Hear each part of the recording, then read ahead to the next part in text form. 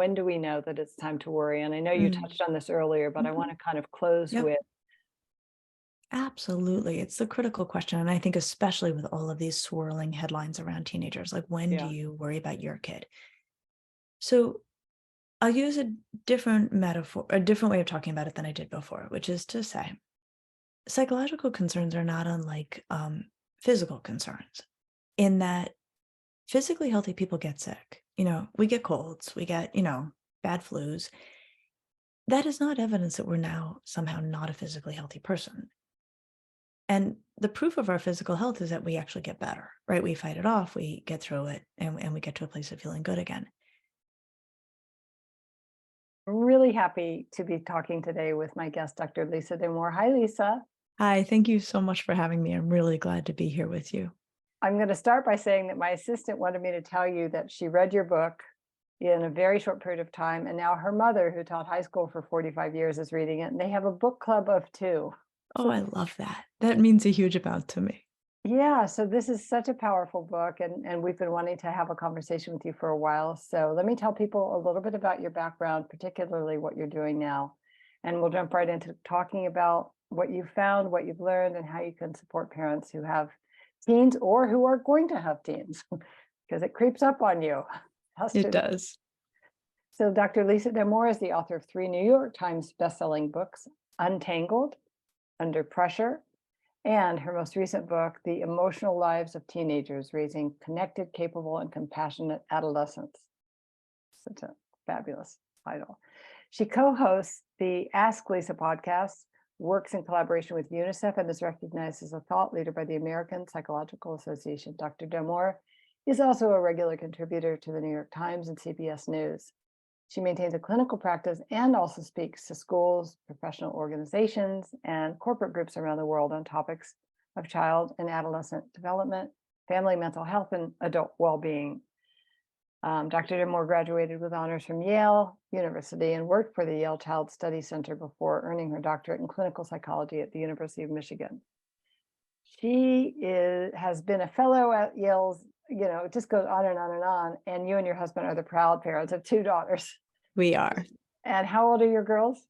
So they are 12 and 19. So I'm on either end of adolescence right now. Nice. Okay. So I guess just, the typical opening question, but I have to ask, how did the book come to fruition? How did it get birthed? So, I'm a clinician who cares for teenagers. They've been the focus of my work for a very long time. And then along came the pandemic. And, we just had never seen anything like it, any of us. And then certainly the impact on teenagers was horrendous and specific. Teenagers have two jobs, which is to become increasingly independent and spend as much time with their friends as possible. And the pandemic really hamstrung them, on both of those counts. And so I really felt like coming out of the pandemic, there just were so many questions about adolescent mental health. And then on top of that, so much confusion about what mental health even is. And so the reason I wrote the book was to try to bring across what we know as clinicians about what mental health really looks like in any of us, which is that it is not about feeling good or calm or relaxed. It's about having feelings that fit the situation you're in and then managing those well. And the work right now does seem to really be centered on helping parents tease apart what is expectable distress and healthy management of it from what's a mental health concern. And the discourse that surrounds us right now is very much treating those as though they are one and the same, that distress and a mental health concern are equivalent. They aren't, I know they aren't. And, the work is to try to help parents know what they're looking at and then know what to do. Right, which is one of my first questions. So how do we um, assess how our teen is doing? What are the ways that we can get a feel for their overall mental health? And, because we do know that there's no avoiding angst and existential, concerns and a lot of things that are surrounding our kids, especially in today's day and age. How do we tease that out and recognize when there's a need for more support? That's the key question. And I think that's what makes it so hard to be a parent of a teenager right now is that teenagers have always had lots and lots of ups and downs. That's the nature of adolescence. we're in a moment historically that is incredibly loaded and that teenagers have very strong responses to. And parents are surrounded by headlines about adolescent mental health crisis, right? So this is very frightening time to be the parent of a teenager. So what I would say to parents of teenagers is that ups and downs are to be expected. What we don't want to see is if a teenager, really anybody's mood, but a teenager's mood goes to a concerning place and stays there, right? We expect them to be low and then high and then low and then high and then, but if they get to a place where they are low and it is happening day over day, or anxious in a way that is paralyzing to them and they cannot Right, do the things they mean to do, that's when we worry. And then, of course, we worry about teenagers who are not taking good care of themselves, right? That they yeah, are self-harming or talking about feeling like they don't want to be here anymore, or even more right. directly talking about suicide. And of course, teenagers who are acting out in ways that are destructive. But the key is not to focus on distress per se as a sign of that there's a mental health concern. Distress is typical, expectable. It is growth giving. It helps teenagers orient themselves to the world. There's so much value, this, in having a full range of emotional experience. And if parents are looking at a teenager in distress, which of course, like several times a week, they will be, right? I mean, like we just have to plan for that. The questions I want parents to be asking themselves are, does this make sense? Is my kid upset for a reason that actually fits reality? Like they flunked a test or their best Right. friend just, stood them up. And then how's my kid handling it? Are they using strategies that are helping them feel better that come at no cost? That's what we're looking for. Awesome. And I do think, as you said, there's a lot of news circulating right now about the state of adolescence and the concern, particularly about the increase in suicidal ideation and self-harm and depression, anxiety. And it is a pretty intense time to be an adolescent. It's important, isn't it, for us to magnify or capitalize or build on the places where our teens are doing well and, sort of help mitigate some of the noise on the outside. Can you make some suggestions for how we can offer or what we can offer our teens who are maybe like just barely keeping their head above water to make sure that they know that the things they're going through aren't permanent, or to sort of Mhm. help them access their strengths when they may have, mislaid them? Um, yeah, no. So I think the first thing is that I'm so attuned right now to that moment between parent and teenager where a teenager comes to the parent and the teenager's in a great deal of distress. So this is a kid who talks. Not all kids are talkers, but for kids who talk, they come and they're upset about something that happened at school or something that happened with a peer or something that happened in the world. And what I think we so often blow past as parents is that often all the kid wants is empathy. They just want Yeah. someone to just hear what they said, to say, Yeah. "Oh man, that stinks," and you're having the right reaction. Yeah. And I would really yeah, I'm just making up numbers, but I would say 95% of the time the teenager's like, "Thank you. I just wanted to not be alone with this and have someone tell Yeah. me that it was okay that I was having this feeling." And so I think even that act that can seem so small and so simple, a huge percentage of the time, then the kid's ready to go. They're like, okay, now I can lay it down and I can carry on into my strengths. So I think there's that. I think another thing that we need to do for teenagers is make sure that they are plugged in with adults in their world, right? Yeah. So hopefully things at home are strong, but that's not always the case. And it doesn't need to be the case. Teenagers make incredibly powerful connections with teachers and coaches and Yeah. mentors and bosses. And those relationships with adults who are good people who care about that teenager are incredibly nourishing for adolescents. Yeah.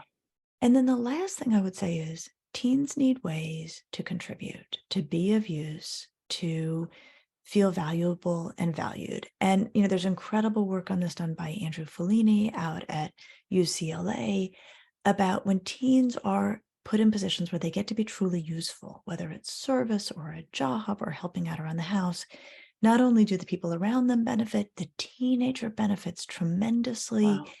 And so, it's really critical that we continue to make available or even require that young people But do things to contribute beyond themselves because it's good for the world and it's also good for the team.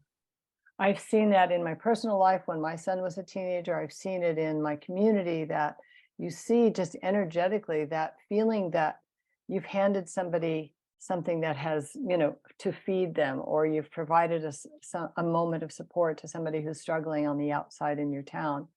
Volunteer, there's so many wonderful opportunities, and I know there's such a core need for us to feel that we matter and that we contribute.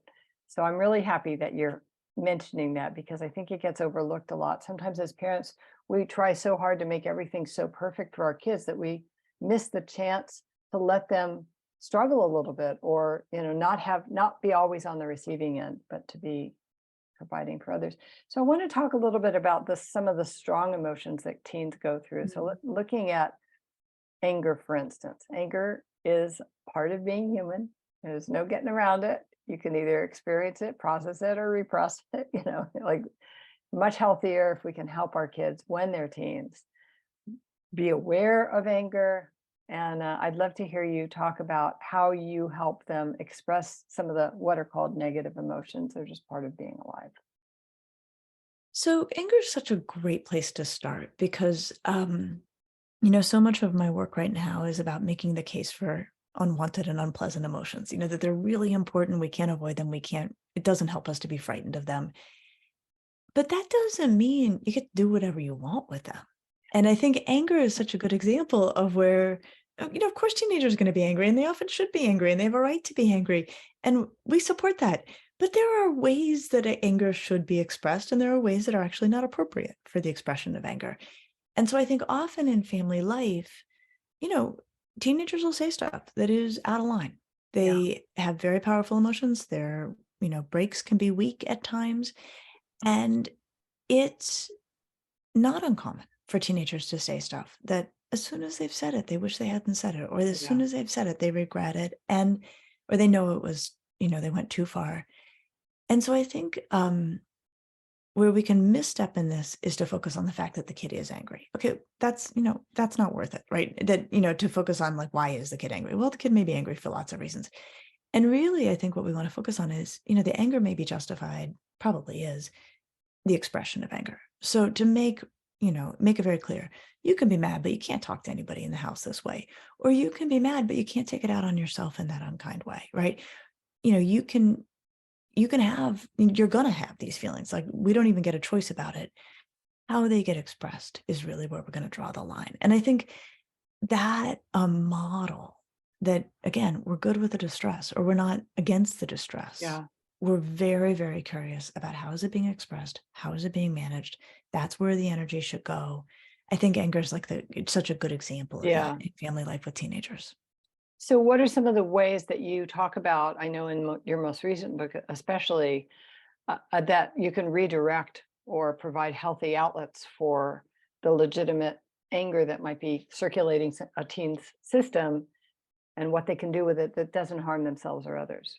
Yeah. So, one of the things I bring across in this book is how we as clinicians think about emotion regulation. And we think about it as a two-part process, right? That there's the option of expressing emotions to get relief, and then there's also the option of quieting or taming emotions to get relief. And we hold those on equal footing. The culture is very weighted towards expressing, getting kids talking, but that's not always going to work for a kid or going to be appropriate. And so if we work in those two buckets, right, of ways that kids can manage. So in terms of expressing anger, kids can talk about feeling angry. They just can't attack people with their words. Kids can't use their bodies to Right. show someone that they're angry or to hurt somebody else. But it doesn't always have to be words. I was talking to a mom of a 12-year-old boy not too long ago, and it was a tricky divorce situation, and the boy was rightly upset. Like, he was very upset about something that had happened. And he came to his mom and he said, "Is there something I can break?" And I will tell you, me probably 2 years ago before I wrote this book would have been like, "Oh, I don't know about that." And me having written this book, I'm like, "Good job, buddy." Like, you're just trying to get it out, but you're trying not to do anything you're not supposed to do. And if that is how you can get relief, Yeah. that is entirely appropriate. So those are forms of expression, but kids may also need to find ways to tame it sometimes. Like they may be really, really hot about something that they can't do anything about. And so going and like listening to music that makes them feel better or watching a show that just takes their mind off of it. We don't talk enough about the value of things that actually just help soothe or Yeah. distract, Yeah. or reduce painful emotions. I think we worry that we're somehow minimizing or dismissing them, but in fact, you can't express all the time, and sometimes the more you express, the worse you A feel. really good point. And sometimes, kids pick up on our desperation or neediness, like, oh my gosh, you're distressed. Let's talk about it. Let's talk about it. Honey, she didn't mean it that way. Or here's some advice that you haven't asked for. And I think it actually turns the volume up on a child's distress because now they're having to manage their own and ours. Yep. Like, oh Yep. gosh, now I have to take care of mom because she's so freaked out because I'm freaked out. Exactly. Exactly. Whereas saying, what would help you feel better? I love that. Like that's a perfectly reasonable response when a kid says, I'm feeling very upset. And not always going down the like, let's unpack it Right. and talk it to death Right. mode. Yeah. Right. Right. Yeah. So I want to talk about, this is great. I want to talk about risky behavior because, Mm, we know that there is a developmental imperative to try new things, to push the envelope, to see where the lines are and the limits are, to test ourselves, develop mastery, all those good things. And it often shows up in, oh my gosh, I cannot believe you did that you thought that was a good idea. mhm. Can you speak to that? So teens are amazing, and they are neurologically designed to seek out novel and thrilling experiences. Like that's how they're built. And we want to keep them safe. That is our job as parents. I think the first thing to say out of the gate, and this is painful for me to say as the mother of teenagers, you cannot guarantee a teenager's safety. There is nothing you can do that is legal to guarantee your teenager will be safe because you can't lock them in the house. You can't supervise them all the time. That's just not an option. And that's a hard thing to live with. That's a hard thing to live with, but that's a reality. I think what we can do to up the safety of our teenagers as they invariably seek out thrills that we would maybe as parents wish they didn't is first to make sure we have a good working relationship with them. When if I had to come up with a single measure of how safe a teenager was, I would say, how close are they to the adults in their environment? And teenagers who have no good, strong relationship with an adult in their environment, I would be very frightened for them. Versus a teenager who's like, well, if it got bad, I could call my folks, or if it got bad, I could call my uncle, right? Those kids are worlds apart. So I think part of how we do it is we have conversations where we set ourselves up as partners in the teen safety. Instead of saying, don't let me catch you, Right. XYZ, saying, here's why I worry about how you could get hurt if you XYZ, right? So really saying, like, I think about these things. I want you to be safe. I trust you want to be safe. Really, I always say to teenagers, look, don't worry about getting caught. You're not going to get caught. Worry about getting hurt, right? I mean, like really keeping the Wow. emphasis Good. on safety. That's why we worry about risk. It's just not safe. And Right. then I think we can go a step further and offer ourselves to help. And that's where you say to your kid, if you get to a party and it is not good, I will come get you out of any situation. If you need me to scream into the phone so your friends think I've lost my mind and like you're in trouble, I will 100% do that. You blame me all day long, I will be there and get you. I will Hmm. never, ever, ever make you sorry you asked for my help. So I think really treating just like dealing with the reality that like things with teenagers move fast and they find themselves in situations they didn't mean to be in. And at the end of the day, all we want is safe kids. And the way we have safe kids is that they feel like they can ask us for help if they need it. Yeah. Yeah. I mean, that's the cornerstone of my work. I talk about being the captain of the ship and how we show up for our kids. And of course, that shifts. We want them ultimately to be the captains of their own ship, but that we start out as, the captain of the ship, right hand above left, versus the two lawyers versus the dictator, Mm, where we're trying to control our kids and overpower mhm, them. This is just about being lovingly present and in charge. And it's such a comfort. mhm, There it creates this feeling of safety, which safety is such a powerful word for all of us, but particularly when you're embarking on this adventure of separating from your parents and moving out into the world that you wanna look over. In fact, I watched a friend of mine's baby today, the toddler. It's Mm, just my most delicious thing in the middle of the week, and she's, looking over her shoulder, "Are you still there?" And there's an equivalent of that, isn't there, with our teens, that maybe they can tolerate us being much further, but they wanna know. yep, yep. And that they're, if they need us, Yeah. they won't be sorry. So we know this could be its own interview, and I have so many thoughts and feelings about technology and social media, but we Mm. wouldn't be complete if we didn't touch on it at least. Mhm. How does it enhance or compromise our teens' life? So I'm so glad you posed the question that way, because I don't think there's a kid on the planet for whom social media is not simultaneously a good and bad thing. That they're using it because they enjoy it, because it Yeah, connects them to kids they yeah, like, they're having a good time, and, totally interwoven with that experience, they come across stuff they don't like, they feel less than, they feel, like there's all sorts of stuff that it can be really difficult for them. And what I would say, and where my thinking is really pointing is like the goal of adults is to try to minimize what some researchers I think usefully call problematic use, right? That there's problematic use of social media.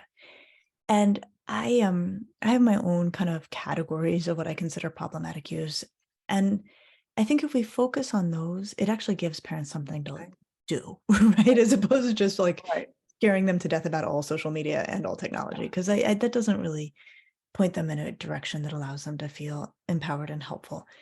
So one form of problematic use is obviously any use that disrupts what kids should be doing as part of healthy development, whether it's, focusing on their schoolwork or spending time in real life with people or being physically active. The big one is sleep. And glad you went there. yeah, sleep is the glue that holds human beings together. And teenagers need 9 hours a night, which Yeah, is way more than anybody's getting. And so I can't believe this sounds as draconian as it does, but like teens don't need phones in their bedrooms. None of us should have phones in our bedrooms, especially overnight. And that we have such good data on the link between mental health and sleep.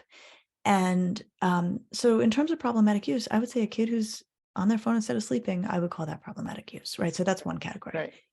Another category, and I think this is one people talk about, but for me, it's not the biggie in terms of actually when they're using their phone, is if they're using it in a way that causes them to be unkind to others, or it becomes a source of which, they're being on the receiving end of mistreatment. And what we do see is whatever's happening in kids' real life interactions tends to carry over into their social media interactions. And so it kind of exacerbates kids who Yeah, are struggling. And it, for kids who are having good relationships with their friends, they're having a good time online at the same time.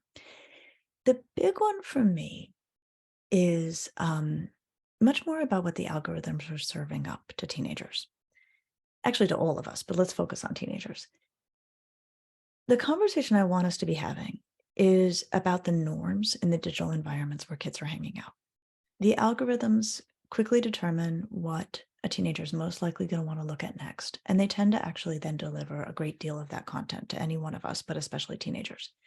The language teenagers use for this is they talk about TikTok having sides, right? So there is the cat video side of TikTok. There is the goofy dance video side of TikTok. There's the gay books side of TikTok. There is there's a variety of sides. There are also some very dark and creepy sides. There is the white supremacy side of TikTok. There right. is the how to lose 10 pounds in 10 minutes side of TikTok, right? So what we need to be mindful of is that teens are vulnerable to norms more than children are, more than adults are. And we need to be mindful of the norms in the digital environments where they are spending a lot of time, because those norms stand to change behavior, not only mood and feeling, but behavior. And so when I think about problematic use, one of the ways I size it up is, well, there are problematic norms that get established in digital environments, and you want to know what norms your kids are being exposed to. So those are some specifics about how to think about it. The other thing I'll just say is delay, delay, delay, delay. The Me later a too. kid engages with these things, the better. 13-year-olds on social media are very different from 17-year-olds on social Yes. media. Um, and so the further back into development that we can push things, the better. Can we go a little further with that? Because one of the things that I do, and I've done a number of master classes where the topic is screen time in one version or another. Um, Can we talk more about the mechanic of that? Because Yeah. I think a lot of parents understand this conceptually and they struggle with, but my teen will hate me, but my teen will get Mm, sneaky, but my mhm. teen will claim, perhaps rightly, that they're the only kid whose Yep. parent is so controlling. And my work is about fortifying parents so that Yep. they can be sturdy enough to hear that with compassion and kindness and not be, and not melt Mhm, over it. Can we mhm. speak to that a little bit about how a parent can compassionately respond to this intense Yeah. desire to have access in their bedroom and so forth? Um, well, probably the easiest thing, and I like that, I love talking to families who have younger kids, is how you set it up. It's very hard to walk Sure. it back, but I know. but setting it up can be a really great moment because at the Yeah, moment a kid wants a phone, they will actually agree to anything. And that's really important, and parents should make the most of it. So, at the when it finally becomes time for a kid to have a phone, and then let's talk about how you know when the time comes, you can also say to them, here it is, it never goes in your bedroom. If you use this in any way that does not actually, fit with our family values, it's ours for a while. I mean, you can make all of those rules and right. they will say, yes, yes, yes, yes, yes, like, please let me have it. So you can start there. The other thing that's critically important is they should have a phone when it becomes how their peers are connecting with one another. And not having a phone threatens to make your child socially isolated. Digital technology is not always altogether good for kids. Social isolation is also very bad for kids, right? So we're looking for the inflection point. Now, the critical thing that does not get said enough, that does not mean the phone you hand your kid has to have a browser on it or any social media apps. Exactly. It can be a texting machine. And kids can get a long way staying connected to their peers through texting. And so the question I would be asking as a parent is first you start with a thing that only texts and like truly cannot go online, cannot go anywhere on the internet. Right. And then you see if your kid still has friends, still has kids to talk to, still has plans on the weekend. As long as your kid still has friends, has kids to talk to, and has plans on the weekend, texting is working. Is that the phone? I know there's one called Gab, Gabb. There are phones like that. I will tell you, you can also just take an iPhone and Or because sometimes Vista. people don't want to replace the phones themselves are expensive.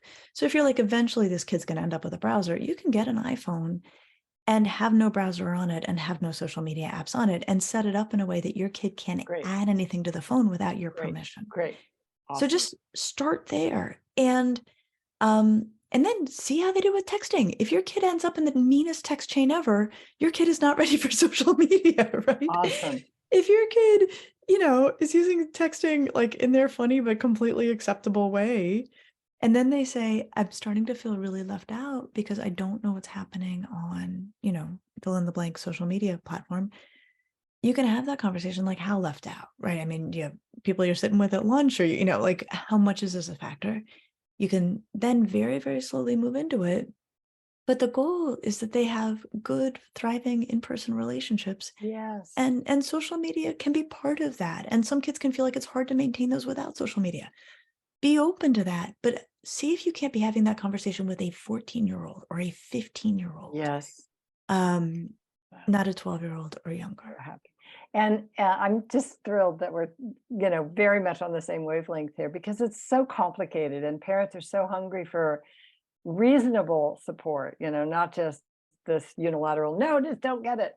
Some people might make that decision, but realistically, we know that that is going to have real fallout for our child.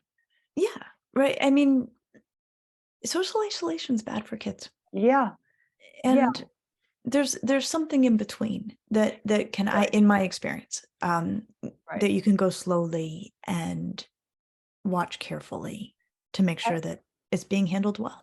And one of the ways I know some parents will do that I've talked about with some of our members in our community is that you share an account for a little while.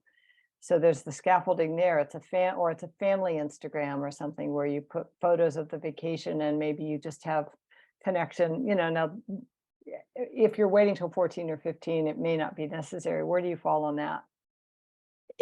I think in my experience, not a lot of kids are going to be into that. To the No. degree that they want it for themselves. And that's fine. Show me you use texting well, Yeah. and then Good. and show me that not having these social media apps is starting to really put a dent in your social life, and then Yeah. we'll have a conversation.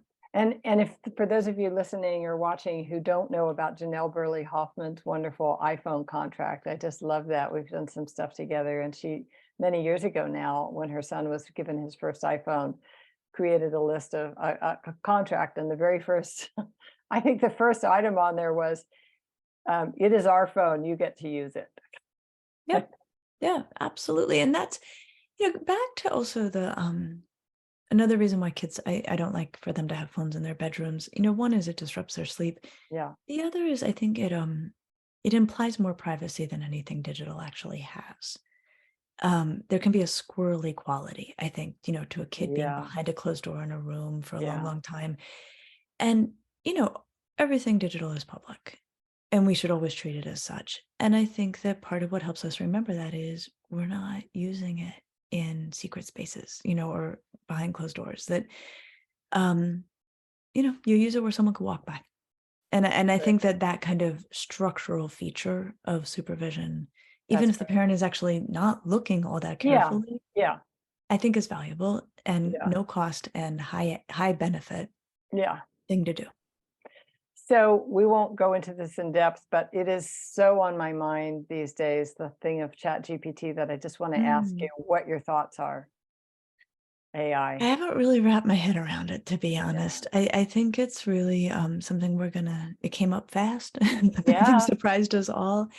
There's really, really excellent work. I think there's concern about it from the academic standpoint and what it means for kids in school. Challenge Success, a phenomenal group out of Stanford, is really um, done very thoughtful work on, why kids cheat if they cheat. And, I think all of that really meaningfully translates over to how we think about AI in school settings. But I think this is a big one I and one know. that I know. came up on us fast. Yeah. So let's wrap up by kind of a basic but such an important question. When do we know that it's time to worry? And I know you Mm, touched on this earlier, but I want mhm. to kind of close Yep, with, absolutely. It's the critical question. And I think especially with all of these swirling headlines around teenagers, like when do yeah, you worry about your kid? So I'll use a different metaphor, a different way of talking about it than I did before, which is to say, psychological concerns are not unlike physical concerns in that physically healthy people get sick. We get colds, we get, bad flus. That is not evidence that we're now somehow not a physically healthy person. And the proof of our physical health is that we actually get better, right? We fight it off, we get through it, and we get to a place of feeling good again. We only worry about physical illness if a person becomes sick and then they are unable to recover and they get sicker and sicker and sicker. So that metaphor carries over very well to when to worry about the emotional health of a young person in your life. Physically, emotionally healthy people, kids are going to get upset. They're going to have things happen that make them like rightly distressed on its own, not grounds for concern. right. What we want to see is they can get through it and get through it successfully and get to a Yeah, place of feeling better. We worry when they don't, when they are so anxious that then they start to avoid things and then they start to feel more anxious about other things. And it has a sort of spreading quality that takes over their life, or they're so low or so numb that yeah, things feel bleak and nice things happen and they still don't feel better. And they start to feel very despairing or hopeless. That's when we worry. And then, yeah, of course, if there's any harm being done, if there's yeah, any coping, so they may be coping, but they may be coping in ways that are, yeah, expensive, like, yeah, like come with a price tag. So things like, they're using substances or they're taking it out on the people around them or they are self-harming, right? Those are all coping, but those are not the kind of coping we're looking for. or they're playing video games for 10 hours straight, they barely coming out of the room to eat or shower or engage with anyone, right? Absolutely. So the way we would think about that is, okay, so distraction can actually be a very valuable Yeah, strategy for yeah, regulating emotion, but not if it starts to get in the way of everything else, right? No coping should cause its own fresh problems. it's a great way to put it. Thank you, Mm. Lisa. This You're is welcome. brilliant stuff, and I just wanna make sure that people know that the book is the emotional, well, it starts with The Emotional Lives of Teenagers, Raising Connected, Capable, and Compassionate Adolescents. And, do you wanna say more about how people Sure. can learn more about your work? Absolutely. So I have that book and two others for families. And then I have a podcast called Ask Lisa, The Psychology of Parenting. It comes out every week, and my co-host Rena Ninen and I take questions from families and unpack those. And then my website, drlisadamour.com, has just probably 2 decades worth of resources, that I've tried to organize in a useful way. And then I'm on social media, Instagram and Twitter and Facebook. Awesome. Well, thank you so much for your time and for your expertise and for so wholeheartedly going down this path for parents who really, really need guidance and support. So you're Thank just you. offering a lot to the world. Thank you. And thank you for all that you do on behalf of families.